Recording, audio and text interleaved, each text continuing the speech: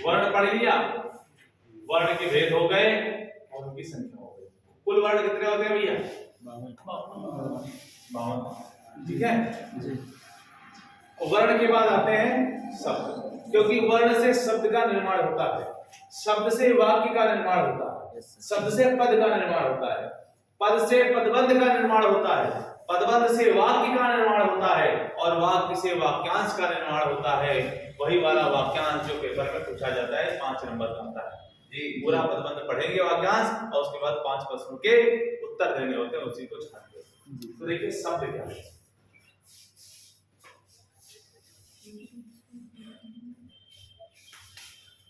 अब यहां से वर्ण की परिभाषा छूट गई थी, दोनों की परिभाषा मैं करा दे रहा हूं। देखिए वर्ण क्या है और शब्द क्या है और वर्णमाला क्या है। वर्णमाला, वर्णमाला और शब्द। वर्णों के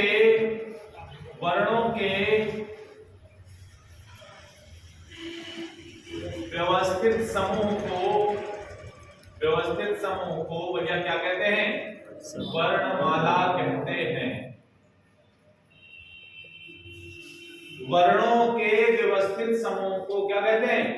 वर्णमाला कहते हैं। व्यवस्थित समूह जैसे, व्यवस्थित मतलब सीक्वेंस, व्यवस्थित मतलब सीक्वेंस यानी लाइन बाय लाइन। अगर एक क्रम से चले हम तो ये लिखा हुआ है छोटा बड़ा, छोटी बड़ी, छोटा ऊ और बड़ा ऊ। मान लीजिए मैं इसको व्यवस्था, अभी ये व्यवस्था से लिखा हुआ है, मैं इसको अव्यवस्थित कर देता हूं। छोटी बड़ा, छोटा ऊ, छोटा बड़ा, बड़ी और क्या बच गया? ये हो गया। अब ऊपर वाला व्यवस्था से है और नीचे वाला व्यवस्था से नहीं है। तो वर्णमाला की दृष्टि से अगर ऐसे भी आता है, वर्णमाला की दृष्टि से सही वाला चुनिए, तो सही वाला कौन सा होगा? ऊपर वाला सही होगा, बी वाला ऑप्शन गलत हो जाएगा। क्योंकि छोटा बड़ा, छोटी बड़ी, छोटा बड़ा समझ में आ रहा है, छोटी बड़ा छोटा बड़ा बड़ी पढ़ने में नहीं आएगा, तो ये वाला गलत हो जाएगा, ये वाला। अच्छा शब्द क्या है फिर? शब्द क्या है? वर्णों के सार्थक समूह को, बिल्कुल परिभाषा सही रहेगी, बस यहां व्यवस्थित के लिए क्या हो जाएगा? वर्णों के सार्थक समूह को क्या कहते हैं? शब्द कहते हैं। वर्णों के सार्थक समूह को शब्द कहते हैं। सार्थक का मतलब क्या होता है? देखिए लिखिए, सार्थक और संधि विच्छेद करिए। सम, धन, अर्थ, धन। संधि विच्छेद में लेकर हिंदी में सोचिएगा कि इसका सही संधि विच्छेद क्या होगा। मैं तरीका बता रहा हूं निकालने का। सार्थक को अगर अलग करें तो सा, अर्थ और का। इसको मैं के कर देता हूं और इसको मैं सात कर देता हूं।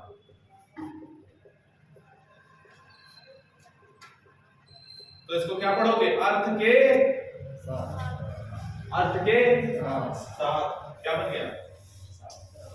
अगर सार्थक को तोड़ना हो तो आप कहोगे अर्थ के साथ सार्थ, जिसमें अर्थ निकले। अर्थ किन शब्दों में निकलता है? देखो भैया, अर्थ वाले शब्द।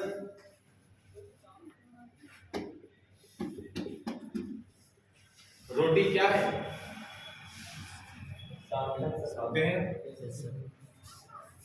वेरी गुड बेटा।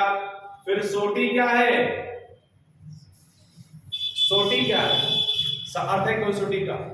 नहीं। सोटी का अर्थ है? नहीं है ना। पानी तो आप पीते हो, पानी समझ में आता है, ये वाणी क्या है? खाना आप खा रहे हैं, समझ में आता है, लेकिन वादा क्या है? हर एक सार्थक शब्द के साथ उसको क्रमबद्ध करने के लिए उसके साथ एक निरर्थक शब्द भी जोड़ा जाता है। सार्थक मतलब जिसको, ऐसे शब्द को जिससे समझ में आता है। जैसे हमने ये लिखा है का धनमा धनला बराबर क्या बन गया? कमल। हमको पता है कमल क्या है? कमल का फूल है। लेकिन मैं इसको अगर लिख दूं ला मा का बराबर क्या हो जाएगा? लमक और लमक कुछ भी नहीं होता, इसका मतलब ये एक शब्द है जबकि ये निरर्थक शब्द है। शब्द ये भी है, ये निरर्थक है। तो शब्द की अगर दृष्टि से देखा जाए तो सही कौन सा होगा? कमल। समझ में आ गया? ठीक भैया, ये देखिए परिभाषा हो गई, शब्द की परिभाषा हो गई। तो शब्द की परिभाषा क्या है? शब्द की परिभाषा क्या है? वर्णों के सार्थक समूह को शब्द कहते हैं। वर्णों के सार्थक समूह को शब्द कहते हैं और वर्णों के व्यवस्थित समूह को वर्णमाला कहते हैं। ठीक हो गया। अब देखिए, एक मुनि हुए जिनका नाम था यास्क मुनि। क्या नाम था? यास्क मुनि। इन यास्क मुनि को शब्द वैज्ञानिक के नाम से जाना जाता है। अब अगर कहा जाए शब्द वैज्ञानिक किसे कहते हैं, तो यास्क मुनि को शब्द वैज्ञानिक कहते हैं। शब्द वैज्ञानिक। इन यास्क मुनि ने शब्दों के कितने भेद माने हैं? चार भेद माने। कितने माने? चार भेद माने हैं। कौन कौन से? आप देखिए, पहला वाला नाम है, दूसरा वाला आख्यात है, तीसरा वाला उपसर्ग है और चौथा वाला निपात हो जाएगा।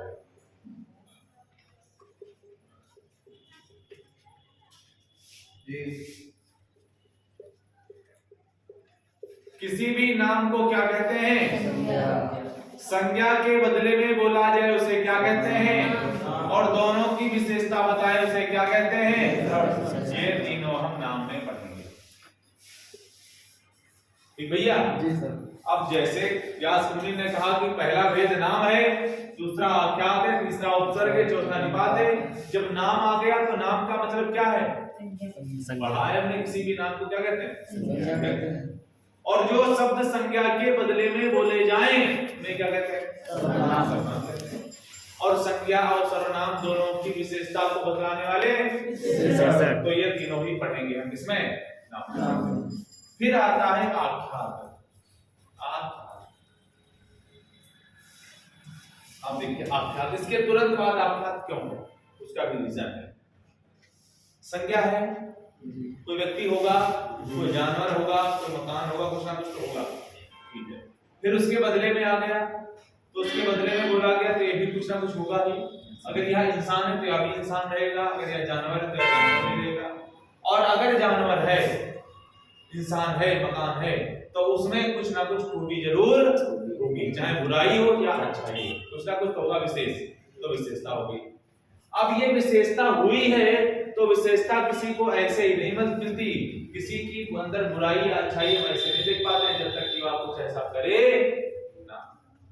जी मान लीजिए नंदू भैया है या विनय है, यहाँ पर इसका नाम विनय है, संज्ञा है, विनय संज्ञा हो गया और विनय सर्वनाम। अगर मैं बोल दूं यहाँ पर विनय बैठा हुआ है और विनय की जगह बोलूं वह बैठा हुआ है, तो वह बोलूंगा तो सर्वनाम बनेगा, लेकिन वह बैठा हुआ है विशेषता भी कुछ होगी इसके अंदर। विशेषता तब होगी जब यह कुछ करेगा, जब यह कुछ करेगा, और जो कुछ करता ही नहीं उसके अंदर कोई विशेषता नहीं करेगा। तो जैसे ही करेगा वैसे ही क्रिया होगा। क्या हो जाएगा? ठीक, करेगा तो क्रिया होगा। अब करना जरूरी नहीं है कि कर्म के साथ ही करे, जरूरी नहीं है। अकर्मक भी होगी, सकर्मक भी होगी, सार्थक भी होगी, निरर्थक भी होगी। क्रिया के भी कई भेद होते हैं, लेकिन माना तो क्रिया ही जाएगा। तो ये नंबर 2 पे आ गया आख्यात की क्रिया। फिर आते हैं उपसर्ग। उपसर्ग और प्रत्यय एक अलग ही टॉपिक है, वो अलग टॉपिक है। उपसर्ग और प्रत्यय, उपसर्ग किसे कहते हैं और प्रत्यय किसे कहते हैं, ये मैं लास्ट में आपको बता दूंगा। उपसर्ग और प्रत्यय का पूरा टॉपिक ही है। निपात अव्यय को कहते हैं, किसे कहते हैं? अव्यय। यहां तक आप नोट करिए। क्या सर्वनाम विशेषण आख्यात में क्रिया, उपसर्ग एक अलग टॉपिक, उपसर्ग प्रत्यय है और निपात एक अव्यय। निपात किसको कहते हैं? अव्यय को कहते हैं। तो पहले यहां से हम किसको उठाएंगे? संज्ञा को उठाएंगे और संज्ञा में कुछ नहीं पढ़ाएंगे ना कुछ लिखाएंगे, संज्ञा से समझा देंगे ओरल, क्योंकि संज्ञा बहुत ही सरल है, कुछ ज्यादा नहीं। अब अगर आपसे पूछ दे संज्ञा क्या है तो मैं यहां पर लिखूंगा क्वेश्चन, संज्ञा क्या है? ये नाम के अंतर्गत ही संज्ञा के प्रकार कितने हैं? 5। कितने हैं? 5। संज्ञा किसका नाम है? किसी व्यक्ति का। किसका है? किसी व्यक्ति। तो पहले व्यक्ति बना, ठीक है? पहले कौन बना? व्यक्ति बना। फिर व्यक्ति ने किसी जाति में जन्म लिया। जो व्यक्ति दुनिया में आया तो उसकी कोई ना कोई जाति जरूर होगी। जो व्यक्ति आया उसको जाति का नाम मिला तो उसके अंदर उस जाति को लेकर क्या उत्पन्न हुआ? भाव आया। ठीक है जी। और 2 हैं, द्रव्य और समूह। बात है कितने हो गए संज्ञाएं? 5 हो गए। ये 3 याद कर सकते हैं आप ऐसे। व्यक्ति की जाति बनी, जाति से भाव उत्पन्न हुए और फिर द्रव्य और समूह। ये हो गया, ठीक है ना? बना तो ऐसे भी आप सकते हैं। जब भाव उत्पन्न हो गए तो उसको ग्लानि होने लगी कि भगवान ने जात बनाई है, जात कितनी गंदी चीज है, तो द्रव्य पीने लगा, अर्थात मदिरा पीने लगा। और मदिरा काहे में बैठकर पीने लगा? समूह में बैठकर पीने लगा। तो आप ऐसे 1 से 5 हो गए। अब जैसे संज्ञा किसी का नाम था वैसे ही व्यक्ति किसी एक का नाम है। व्यक्ति किसका नाम है? किसी एक का नाम है। इसमें संपूर्ण जाति को इंडिकेट करेगा। इसमें जिसे देख ना सके, छू ना सके, देख और छू ना पाए, वो सब भाव है। द्रव्य जिसे गिन ना सके, और समूह जहां झुंड का बोध हो। आएगा झुंड का बोध हो या झुंड। ठीक है। अब जैसे और ज्यादा इसको समझने के लिए क्या करेंगे? जैसे व्यक्तिवाचक की बात की गई है, व्यक्तिवाचक आपको पहचानना है कि व्यक्तिवाचक संज्ञा क्या है।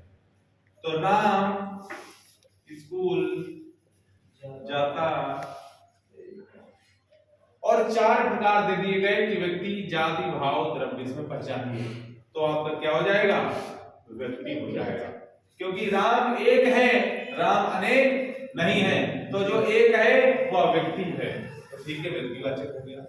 अब मान लीजिए यहां पर हम थोड़ा सा अलग कर देते हैं। यहां लिखते हैं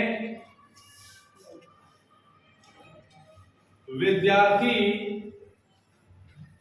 स्कूल जाते हैं, तो क्या बन जाएगा? जाति बन जाएगी ना, क्योंकि विद्यार्थियों की अपनी एक अलग जाति है, वो विद्यार्थी है।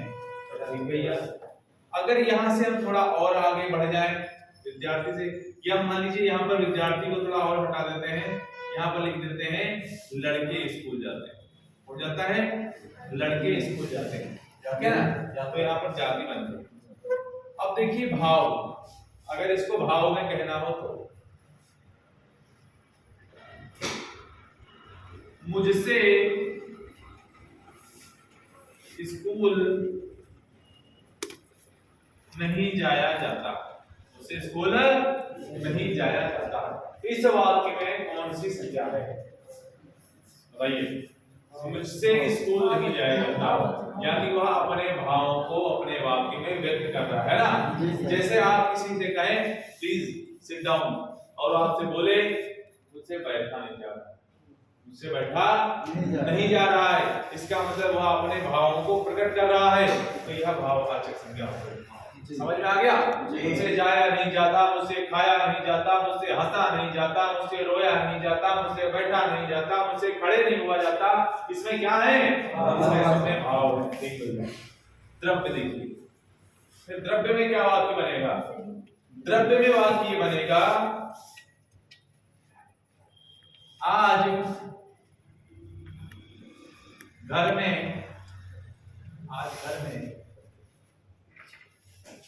बहुत सारा दूध रखा है, अंडरलाइन कर दिया, और कहा रेखांकित शब्द में कौन सी संज्ञा है? रेखांकित शब्द में कौन सी संज्ञा है? दूध में क्या हो जाएगा?